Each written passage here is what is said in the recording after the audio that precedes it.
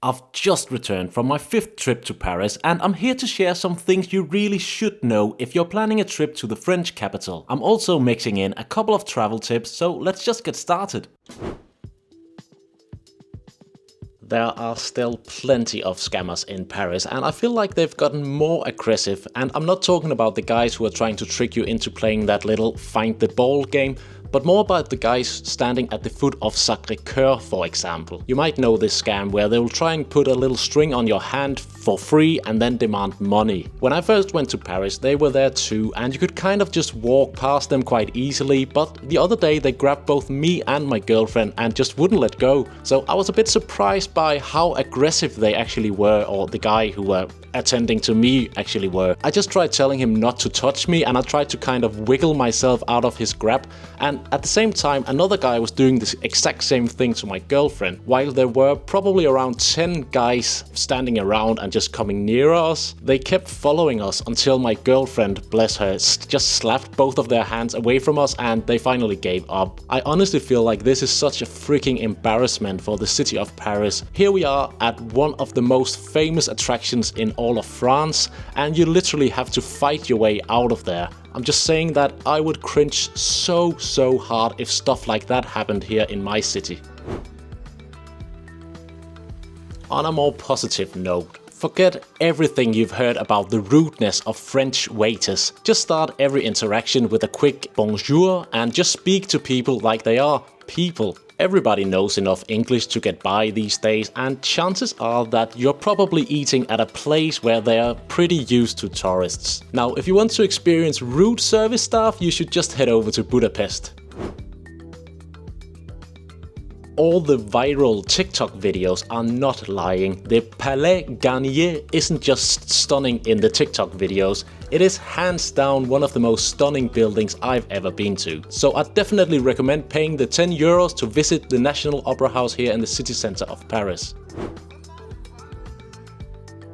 The area northwest of Sacré-Cœur in Montmartre is amazing. So when you're off to visit the famous Sacré-Cœur and Montmartre district, instead of getting off the metro at Abscess, get off at the Lamarck station and check out a part of Paris that I think is pretty underrated.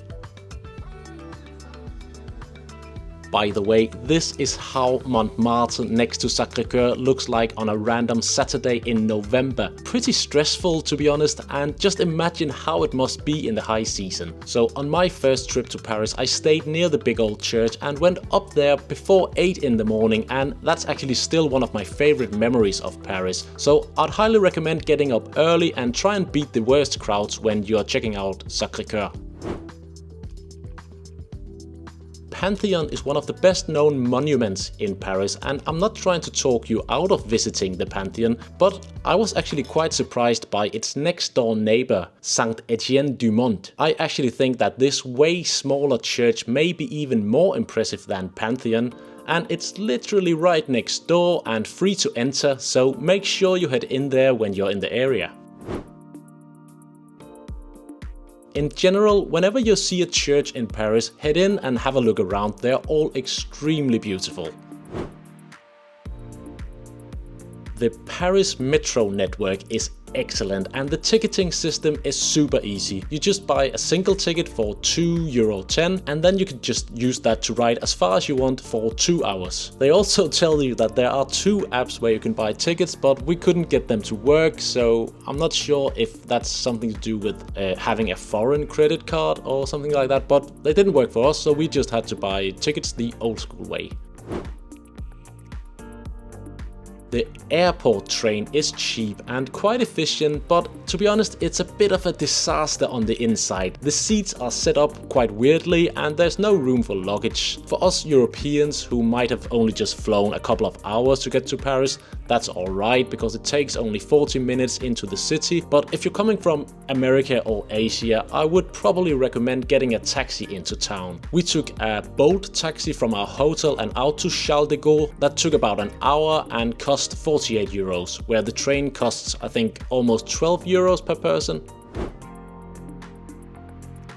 Call me a moron, but I hadn't really thought about just how misty Paris would get on a November morning. So when we went to the Eiffel Tower at 9:30, the top of the tower was still covered with morning clouds, and I just felt so bad for the tourists who had bought the expensive ticket to go to the top.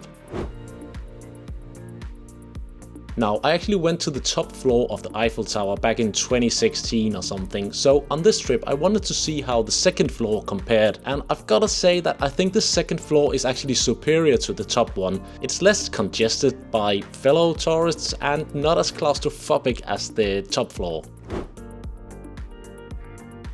Do you know what the worst thing about the Eiffel Tower is?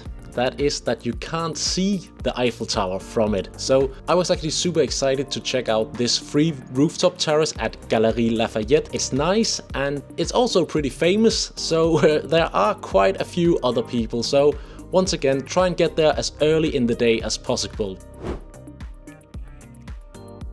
If you've been dreaming of visiting Paris with the love of your life and you've been looking forward to putting a love lock on the Love Lock Bridge, I'm afraid it's not possible anymore. The weight of all the locks was actually damaging the bridge, so they had to put up all this plastic to protect it from the love locks. One of the coolest streets I went to in Paris was Rue de Montmartre in the Pigalle district, and I think you could actually just spend a full day there just getting coffee, getting food, baked goods and drinks here, and it would be a pretty epic day. And yes, the food in Paris is as good as they say. It's excellent even in the more touristy restaurants, to be honest. So it's easy to just go all in on French food. But remember that Paris is a massive capital city with a lot to offer, so it's alright not to eat French food all the time. For example, I went to some awesome Mexican and Asian restaurants here on my latest trip to Paris.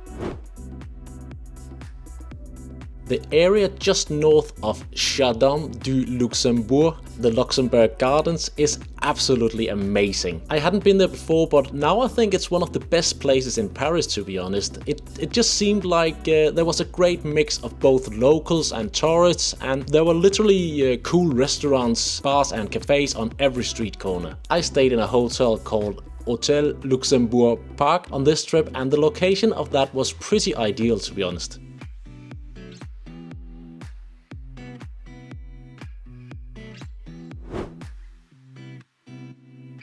You probably know that the famous Notre Dame Cathedral caught fire back in 2019, but the good news is that it reopens in December 2024, so once again we can all enjoy one of the most iconic cathedrals in the world from the inside.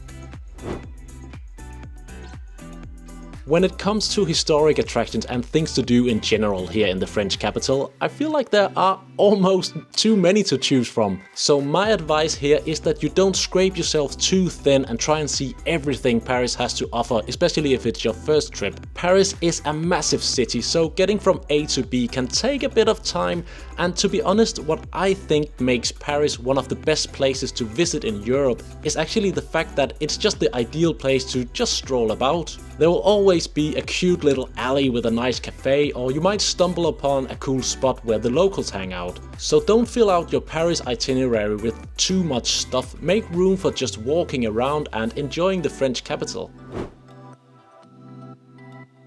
The Parisians are not early risers, so apparently the locals like to sleep in. Most people we saw on the streets before 10 or 11 in the morning were actually tourists. The usual time to eat dinner in Paris is around 8 in the evening, so before that it's quite easy to just walk into a restaurant and get a table, but be aware that a lot of the places are closed between lunch and dinner, so a lot of places are just opening up at around 7 or maybe even 7:30 in the evening. Water is free at restaurants, and they'll always bring you a bottle of tap water when they hand you the food menu. I think that's brilliant and just how it should be, but they don't agree over in Italy and many other places in Europe where you have to pay for water, so that's nice, Paris. I hope you enjoyed this video and found some of these Paris travel tips helpful. If you did, please like the video and subscribe to the channel for more travel content.